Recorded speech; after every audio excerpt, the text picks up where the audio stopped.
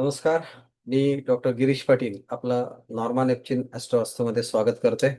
आजचा आपला विषय आहे, आपल्या हातामध्ये लक्ष्मी योग आहे का? परंतु तत्पूर्वी आपण थोडंसं हातामध्ये असलेल्या रेषांबद्दल आणि उंचवट्यांबद्दल माहिती घेऊया. तुम्हाला सगळ्यांना हे दिसत असावं इथे, नाही का? दिसतंय का? फक्त असा अंगठा केला तरी मला कळेल. येस. ओके. बघा, आपली 5 बोटं आहेत आणि आपल्याकडे ग्रह किती आहेत? मूळ ग्रह 7. त्यातलं पहिला जो दिवस आहे, आपण रविवार पकडला, तर हे अनामिका जी आहे, आता इथे मी थोडंसं तुम्हाला इथे दिसतंय अनामिका. एकच मिनिट आपण एडिट करूया आपण.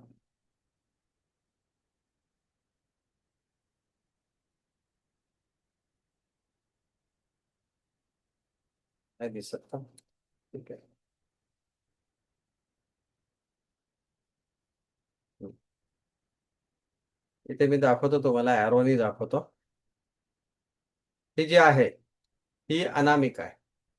हे रवीचं बोट आहे. ओके. रवीचं बोट आणि त्या बोटाच्या खाली बरोबर जो उंचवटा येतो, त्याला काय म्हणतात? याला रवी उंचवटा असं म्हणतात. हा रवीचा उंचवटा आहे. ओके. त्याच्यानंतर सोम म्हणजे चंद्र. आता चंद्राला बोट नाही दिलेला आहे, पण चंद्राचा जो उंचवटा आहे, तो चंद्राचा उंचवटा इथे असा आहे. या ठिकाणी दिसतं का? रंग दिसत नसेल तर थोडं डार्क करायला मला. हा चंद्र उंचवटा आहे इथे. ओके. त्याच्यानंतर जो आहे मंगळ, हा मंगळाचा उंचवटा हा इथे आहे. कुठे? मी मुद्दाम रंगाने दाखवतोय. मंगळाचा रंग लाल. तर मंगळामध्ये 2 उंचवटे आहेत. जो बाजूला कडेला आहे तो ऋण आहे आणि जो शुक्राच्या वर असतो तो धन, असे 2 उंचवटे असतात. हा मंगळ झाला. त्याच्यानंतर बुधाचा जो उंचवटा आहे तो करंगळीमध्ये येतो, लघु. म्हणून लघु संख्येला आपण करंगळी दाखवतो. ओके. हा बुध आहे. जरा कोणी सांगेल का मला, रेकॉर्डिंग चालू आहे का?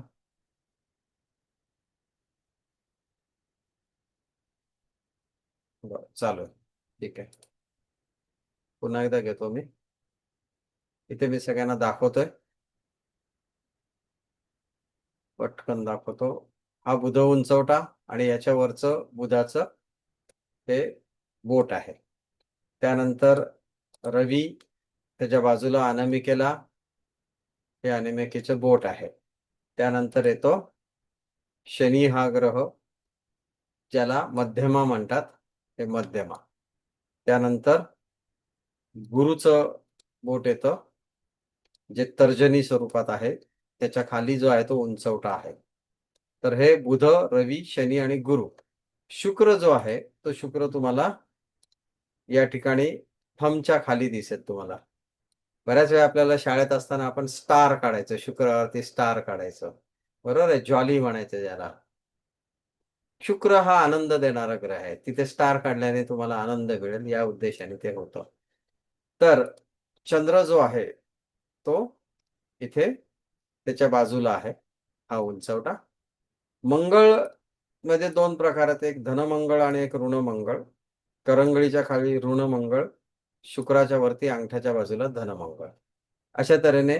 आणि याच्यात दिलेलं जरी नसलं तरी मी तुम्हाला सांगेन, इथे राहू केतू आहेत. म्हणजे केतू जो आहे तो अगदी इथे खाली आहे आणि राहू हा मध्यभागी आहे.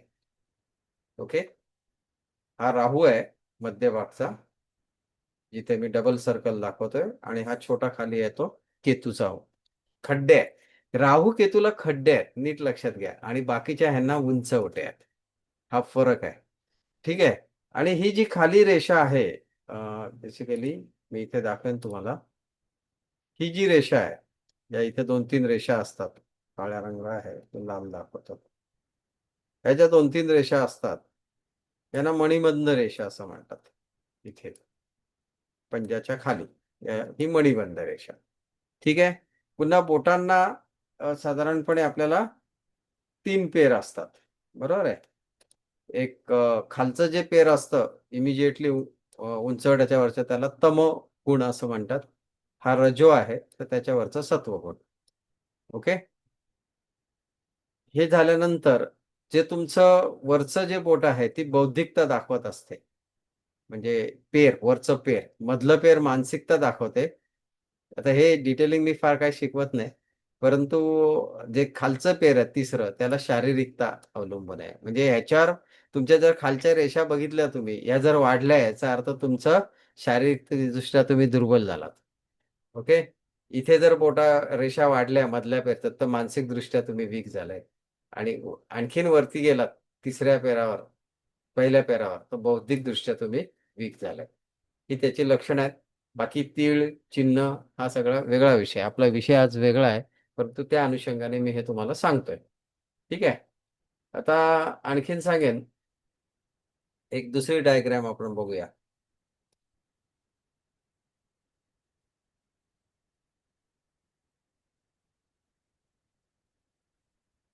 मला वाटतं मला पहिल्यांदा डाउनलोड करावं लागेल.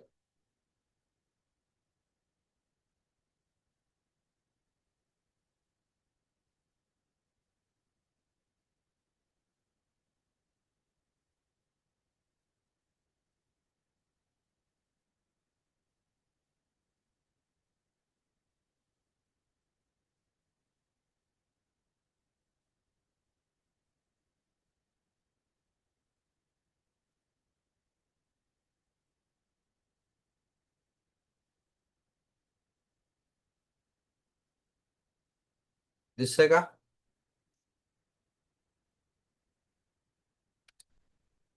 Yes please.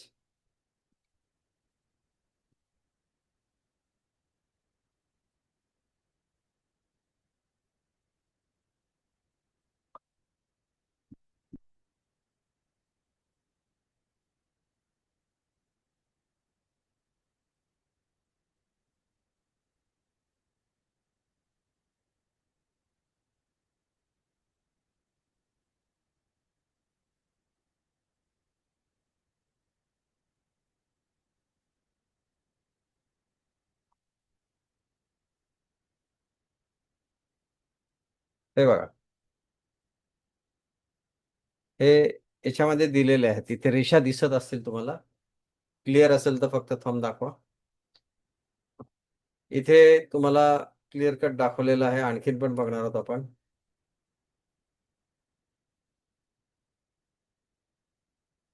ही जी आहे सगळ्यात पहिले महत्वाची, ही जी मधून रेषा जाईल शनी उंचवट्याकडे साधारणपणे मणिबंध रेषेतून निघून, कोणाची इथून पण साढ होऊ शकते, याला भाग्यरेषा असं म्हणतात. ओके. त्यानंतर इथून जी तुमच्या अंगठ्याला बाजूनी जी जाते तिला जीवनरेखा असं म्हणतात. अंगठ्याच्या बाजूने जाणारी. सूर्याच्या बोटाकडे जाणारी म्हणजे हे सूर्याचं बोट आहे.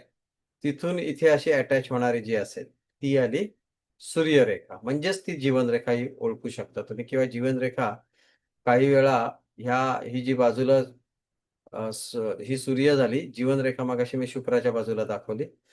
आणखीन एक आहे हृदय रेषा. ही मधून जी स्ट्रेट जाते इकडे वरती, ही हृदय रेखा. बाजूच्या ज्या असतात ह्या विवाह रेखा आहेत. ओके. बुधाच्या वरून खाली येणारी जी असते ती बुधरेखा. आणि आणखीन इथे ज्या बाजूला असतात चंद्र उंचवट्यावरती त्यांना यात्रा किंवा त्याला आपण म्हणूया प्रवास रेखा. ओके. तर साधारणपणे हाताच्या रेषा सांगितल्या तुम्हाला. मी पामेस्ट्री शिकवणार नाहीये, परंतु तुम्हाला माहिती असावं आता सांगताना अनुषंगिक आहे म्हणून. त्यामुळे भाग्यरेषा ही मध्यभागी साधारण शनीच्या बोटाकडे जाणारी मध्यभागी, रवीच्या बोटाकडे जाणारी सूर्यरेखा आणि बाकीच्या मी सांगितल्या. पण आता आजचा विषय आपला आहे तो हस्तरेखांचा असल्यामुळे आपल्या सॉरी हस्तरेखामध्ये लक्ष्मी योग असल्यामुळे आपण त्याविषयी बोलूया. ठीक आहे.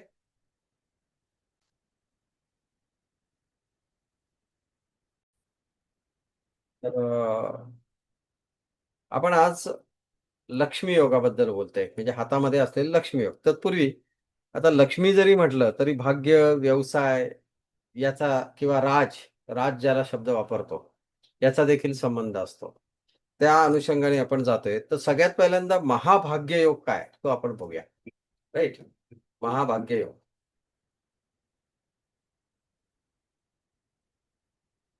हा हात आहे किंवा हाताचा पंजा आहे. याच्यावरती आपण तो महाभाग्य योग बघणार आहोत. ज्यांचा जन्म सकाळचा आहे. तुम्ही एक लक्षात घ्या. जनरली तुमच्यावर रूल कोण करतो? किंवा पूर्वीच्या काळी धनवान कोण असायचं? तर राजा असायचा. राजा असायचा आणि राजासाठी ग्रह कुठला? तर सूर्य. आणि सूर्य उगवतो कधी? सकाळी. त्यामुळे सकाळचा योग जो आहे, तो महत्वाचा आहे. सकाळचा ज्यांचा जन्म आहे, म्हणजेच रवी पहिल्या किंवा दुसऱ्या किंवा 12व्या स्थानात आहे. यांचा जन्म सकाळचा आहे. पण मी जास्त करून प्राधान्य देईन पहिल्या किंवा दुसऱ्या स्थानामध्ये असलेला सूर्य. ज्यांचा जन्म सकाळचा आहे आणि ज्यांची सूर्यरेखा लांब आहे. आता मी सांगेन सूर्याचा उंचवटा कुठला? तर हा सूर्याचा उंचवटा आहे इथे. बरोबर आहे? हा सूर्याचा उंचवटा आहे.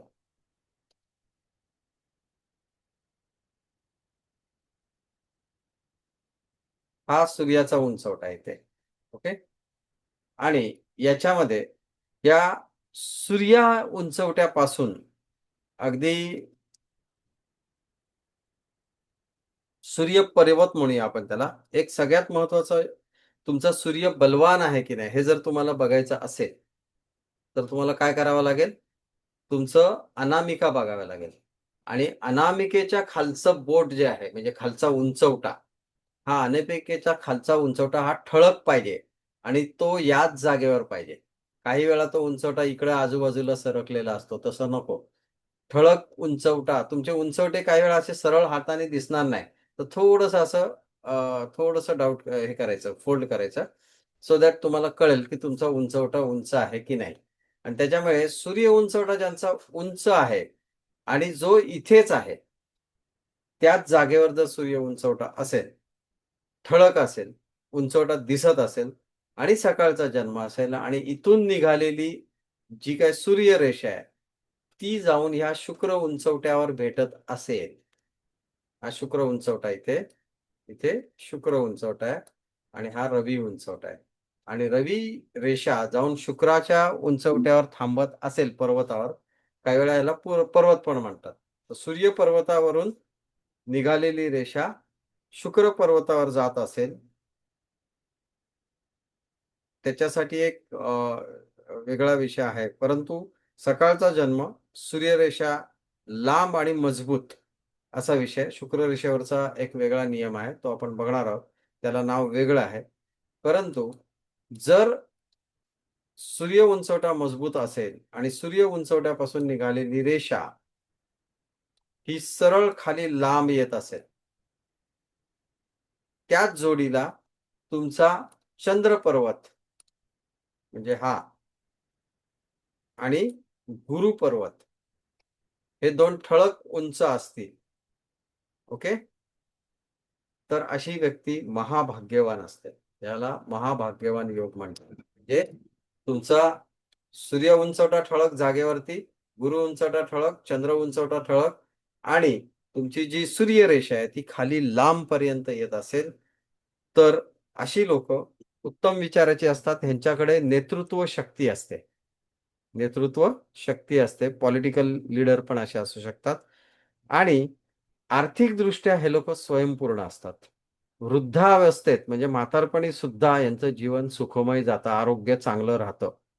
कारण मेन मुख्य सूर्य उंचवटा आणि रवी रेषा, सनलाईन. ओके? आणि वृद्धावस्थेत सुद्धा ह्यांना काही आजारपण वगैरे राहत नाही, सुखाने राहतात, शेवटपर्यंत पैसा राहतो.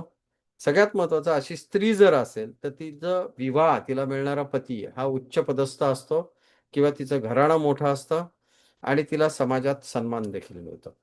त्यामुळे हा जो योग आहे, महाभाग्यवान योग, हा तुमच्या हातात आहे का बघा. सो दॅट तुम्हाला तशा तऱ्हेचं आयुष्य प्राप्त होईल. ठीक आहे? पुढे जाऊया आपण. आणखीन एका योगाबद्दल बोलतोय ज्याला भाग्योदय योग असं म्हणतात. 2 प्रकार आहेत, एक भाग्ययोग आणि भाग्योदय. भाग्य म्हणजे ज्याला अगदी आपण असं म्हणूया सुरुवातीपासूनच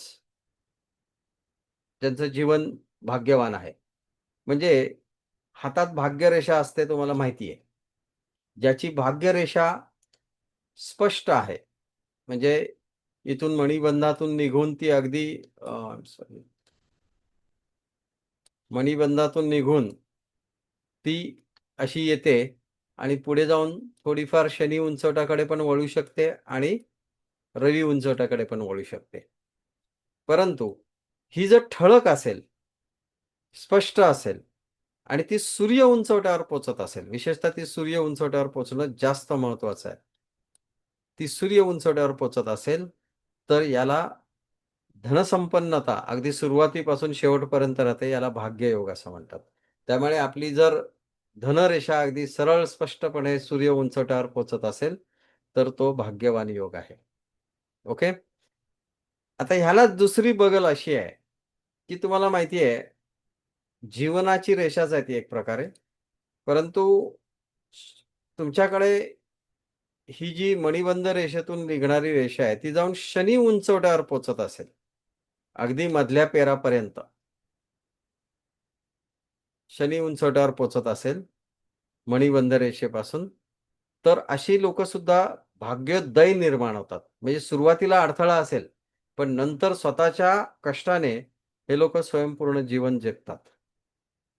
त्यामुळे आयदर तुमची एक रेषा जी काही आपण म्हणूया सूर्यरेषा किंवा मधली जी रेषा आहे भाग्यरेषा, ही सूर्य उंचवट्यावर गेली तर तुम्ही 1 नंबर.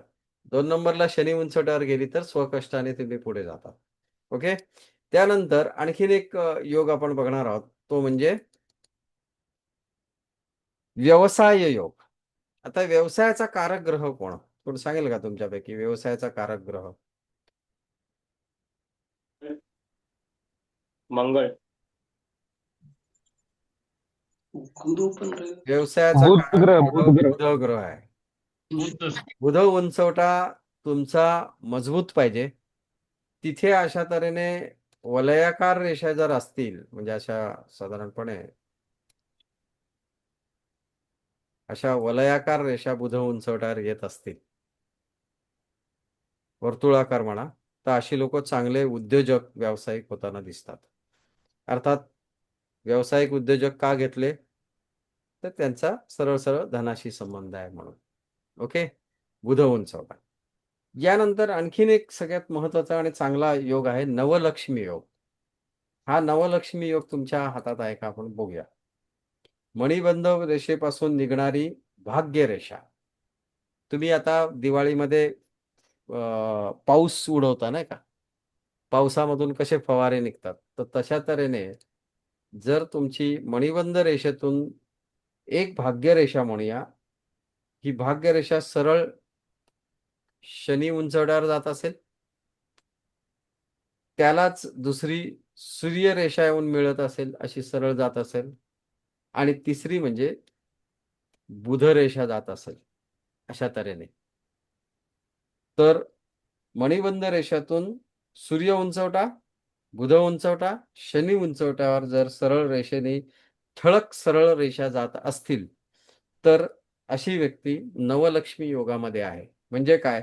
तर सुरुवातीला कष्ट, पण नंतर खूप ऐश्वर्य असतं, धनसंपन्न असतात, प्रसिद्धी मिळते, यांच्यापासून लोकं प्रेरणा घेतात. त्यामुळे हा देखील एक मणिबंध रेषेतून जाणारा योग आहे, नवलक्ष्मी योग. नवलक्ष्मी योगानंतर आपण बघणार आहोत राजलक्ष्मी योग. आता राजस ग्रह कुठले आहेत? तर सगळ्यात महत्त्वाचा म्हणजे कुठला योग आहे? I am sorry. राजसमध्ये आपण जर बघायला गेलो, तर सगळ्यात महत्त्वाचं गुरु. गुरु उंचवटा महत्त्वाचा आहे. तो प्रबळ पाहिजे, त्याच जागी पाहिजे, ठळक पाहिजे. दुसरा म्हणजे सगळ्यात महत्त्वाचा आहे, तो म्हणजे आनंद देणारा, सुख देणारा शुक्राचा उंचवटा. त्याच्यानंतर चंद्र. तुम्हाला मानसिकदृष्ट्या स्वास्थ्य पाहिजे, तर तुमचा चंद्र उंचवटा देखील मजबूत पाहिजे. आणि त्याच्यासोबत आणखीन एक महत्वपूर्ण म्हणजे बुध उंचवटा. हा बुध उंचवटा देखील मजबूत पाहिजे. हे 4 उंचवटे सरळ त्याच जागी उंच असतील आणि याच्यासोबत म्हणजे फक्त हा उंचवट्यावर योग आहे. हे उंचवटे 4 जर मजबूत असतील, विकसित असतील, उंच असतील, त्याच जागी असतील, तर अशा व्यक्तीला स्त्री, घर, वाहन हे सुख मिळाल्याशिवाय राहत नाहीत. अशा व्यक्ती आकर्षक व्यक्तिमत्वाच्या असतात. ओके. तर हा आहे राजलक्ष्मी योग. या राजलक्ष्मी योगानंतर महत्वाचं म्हणजे आपण बघणार आहोत महालक्ष्मी योग. महालक्ष्मी योग म्हणजे काय? तर सगळ्यात महत्वाचं भाग्यरेषा आहे. भाग्यरेषा सरळ, स्पष्ट आणि लांब पाहिजे. हा पहिला नियम. भाग्यरेषा सरळ, स्पष्ट आणि लांब पाहिजे. कुठेही ब्रेक नको, अखंड पाहिजे, डार्क पाहिजे. आणि मणिबंध रेषा ही साधारणपणे शनी पर्वतापर्यंत जाणारी पाहिजे. काही वेळा इथूनही टर्न घेऊ शकते ती. शनी पर्वतापर्यंत सरळ रेषा गेली पाहिजे. एक. दुसरी गोष्ट ती म्हणजे शनी उंचवट्याला त्या रेषेने स्पर्श केला पाहिजे. थोडक्यात म्हणजे शनी उंचवट्याला या रेषेने स्पर्श केला पाहिजे. त्यानंतर सूर्यरेषा अगदी म्हणजे सूर्यचंद्र महामार्ग म्हणूया आपण, नाही का? आता जसं महामार्गांची स्पर्धा चालू आहे, तसं सूर्यचंद्र हा सूर्य उंचवटा आणि दुसरा हा इथे चंद्र उंचवटा. यांच्यामध्ये एक म्हणजे सूर्यरेषा डेव्हलप होईल आणि ती सूर्यरेषा येऊन कोणाला भेटेल? चंद्राला येऊन भेटेल. अशा 2 रेषा स्पष्ट डेव्हलप होत असतील, म्हणजे चंद्र पर्वतापासून सूर्य पर्वतापर्यंत एक रेषा आणि भाग्यरेषा स्पष्ट शनी उंचवट्याला टच करत असेल, तर अशी व्यक्ती महालक्ष्मी योगामध्ये असते. तुमच्याकडे आहे का बघा? भाग्यवान, धनसंपत्ती यांच्याकडे असते. सर्व तऱ्हेचे भोग आणि ऐश्वर्य यांना मिळतात. वैभव प्राप्ती कंटिन्युअस राहते. ओके. फार सोपं आहे समजायला. आणखीन एक गोष्ट आहे, ती म्हणजे तराजूचं चिन्ह. जर तराजूचं चिन्ह म्हणजे एक बुध उंचवट्यावर थोडंसं मी ग्रीन दाखवतो. बुध उंचवट्यावर किंवा कुठेही चांगल्या उंचवट्यावर जर तराजूचं चिन्ह अशा तऱ्हेने असेल, आय एम सॉरी थोडं वेगळं दाखवतोय. अशा तऱ्हेने तराजूचं चिन्ह जर तयार होत असेल गुरु उंचवट्यावर, बुध उंचवट्यावर किंवा शुक्र उंचवट्यावर,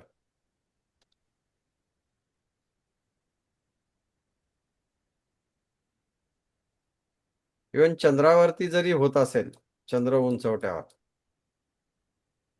जे व्यापाराचे कारक ग्रह आहेत तिथे तराजूचं चिन्ह जर तुमच्या हातावर डेव्हलप होत असेल, तर हा योग जो आहे हा महालक्ष्मी, अशी लोक महात्मा पण असतात असं म्हटलं जातं, किंवा धनवान खूप असतात आणि दान धर्मही तेवढंच करतात. तराजूचं चिन्ह किंवा एकतर तुमच्या 2 रेषा, एक भाग्यरेषा शनी उंचवट्याला ठळक सरळ टच करणं मणिबंध रेषेतून आणि रवी उंचवटा आणि चंद्र उंचवटा ह्याच्यामध्ये एक लाईन डेव्हलप होणार. हे महालक्ष्मी योग आहे. आणि सगळ्यात महत्वाचा आणि शेवटचा ज्याच्यासाठी आपण बघतोय तो म्हणजे लक्ष्मी योग. शनीला फार महत्व आहे. शनी उंचवटा तुमचा मजबूत पाहिजे. शनी उंचवटा मजबूत पाहिजे. कुठला शनी उंचवटा? हा. या शनी उंचवटा आणि दुसरं म्हणजे बुध उंचवटा. हा. हे 2 उंचवटे स्पष्ट उंच असून याच्यामधून 2 रेषा निघत असतील, याच्यामधून 2 रेषा निघत असतील, सॉरी, आणि त्या एकमेकांना छेदत म्हणण्यापेक्षा जॉईन होत असतील अशा, मिलन होत असेल, तर अशा लोकांना समाजात प्रतिष्ठा मिळते. यांच्याकडे भाषण देण्याची चांगली कला असते. भाषण देण्याची चांगली कला असते आणि आर्थिकदृष्ट्या हे लोक स्वयंपूर्ण असतात. काही वेळा या लोकांना बोलण्यातूनच, व्यवसायातूनच धनप्राप्ती होते. त्यामुळे हा लक्ष्मी योग सुद्धा तुमच्याकडे असेल तर तुम्ही लकी आहात. अशा तऱ्हेने शनी उंचवटा, बुध उंचवटा, सूर्य उंचवटा हे महत्वाचे हे सांगितले मी. काय सांगितले तुम्हाला? योग सांगितलेत. इवन सूर्य उंचवट्यापासून रवी उंचवट्या सूर्य उंचवट्यापासून शुक्र उंचवट्यापर्यंत पण जर एक लाईन येत असेल तर तो सुद्धा भाग्यवान योग आहे, मगाशी मी सांगितलं. ओके, पुन्हा एकदा ब्रीफमध्ये सांगेन की सिंपल आहे, समजायला सोपं आहे की तुमचे जे महत्वाचे उंचवटे आहेत, कुठले सांगितले मी? एक बुध उंचवटा, सूर्य उंचवटा, शनी उंचवटा, गुरु उंचवटा, चंद्र उंचवटा आणि शुक्र उंचवटा. हे पर्वत किंवा उंचवटे हे ठळक त्याच जागी जेवढे असतील तेवढे तुम्ही लकी आहात, तेवढे तुम्ही धनवान आहात. आणि त्यातही रवी रेषा, शुक्र रेषा, भाग्यरेषा शनी किंवा सूर्य उंचवट्यावर जाणं किंवा बुध उंचवट्यावर जाणं, चंद्राचं कनेक्शन बुधाशी आणि गुरुचं कनेक्शन सुद्धा इथे चांगल्या ग्रहांशी होत असेल किंवा सरळ रेषा येत असेल तर हे तुमच्यासाठी लक्ष्मीवान योग आहेत. ठीक आहे. ऍस्ट्रॉलॉजी चांगली कळत असेल तर निश्चितच तुम्हाला हे सोपं गेलं असेल. अदरवाईज मी जर नुसतं रेषा उंचवटे बोललो तर तुम्हाला कळणार नाही. त्यामुळे हे योग आपल्या हातावर आहेत का पत्रिका बघायची गरज नाही. नुसतं हात रोज बघितलं तरी त्यातल्या रेषा बघा आणि आपलं बलस्थान कुठलं हे बलस्थान ओळखा. ओके, कुठला उंचवटा आणि कुठली रेषा ठळक आहे हे बघा आणि तुमचं कार्यक्षेत्र सुद्धा ते निवडू शकता. म्हणजे बुधाच्या उंचवटा उंच आहे, तिथून रेषा कनेक्टेड आहे, तर तुम्ही बिझनेस ओरिएंटेड जास्त असणार, बोलण्याचे व्यवसाय केले पाहिजे. सूर्य उंचवटा बलवान असेल तर किंवा तिथून रेषा स्पष्ट असेल तर तुम्हाला गव्हर्नमेंट किंवा प्राध्यापक, प्रोफेसर, शिक्षक अशा ठिकाणी तुम्हाला चांगलं धनप्राप्ती आहे. शनी उंचवट्यामध्ये कष्ट आहे, परंतु उशिरा भाग्योदय, परंतु स्ट्रॉंग भाग्योदय असतो तो.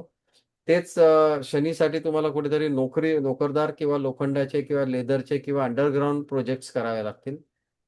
गुरु उंचवटा असेल तरी देखील तुमचं कार्यक्षेत्र हे व्हाईट कॉलर असेल. म्हणजेच पुन्हा सांगेन शिक्षक, प्रोफेसर, गव्हर्नमेंट जॉब्स किंवा एकीकडे तुम्हाला पॉलिटिकल दृष्ट्या जसा रवी उंचवटा तसा. चंद्र उंचवटा हा बऱ्यापैकी तुम्हाला परदेशात भाग्योदय देतो किंवा इम्पोर्ट एक्सपोर्ट वगैरे सारखे व्यवसायातून धनप्राप्ती देतो. शुक्र उंचवटा तर तुम्हाला बऱ्यापैकी आनंदात दिवस घालवतो आणि त्यासोबत रेषा जर कनेक्टेड असेल तर निश्चितच तुम्हाला व्यवसायातून आणि घरंदाज होऊन तुम्हाला धनप्राप्ती होत असते. त्यामुळे अशा तऱ्हेने एक ब्रीफली मी तुम्हाला तुमच्या हस्तरेखेच्या द्वारे तुमच्या पंजामध्ये तुम्ही बघू शकता की आपल्याकडे उंचवटा कुठला मोठा आहे आणि कुठल्या रेषा स्ट्रॉंग आहेत. त्या अनुषंगाने तुम्हाला महालक्ष्मी किंवा लक्ष्मी योग बनत असतो. हा जर व्हिडिओ आपल्याला आवडला असेल तर निश्चितच लाईक, शेअर, सबस्क्राईब करा. श्री स्वामी समर्थ.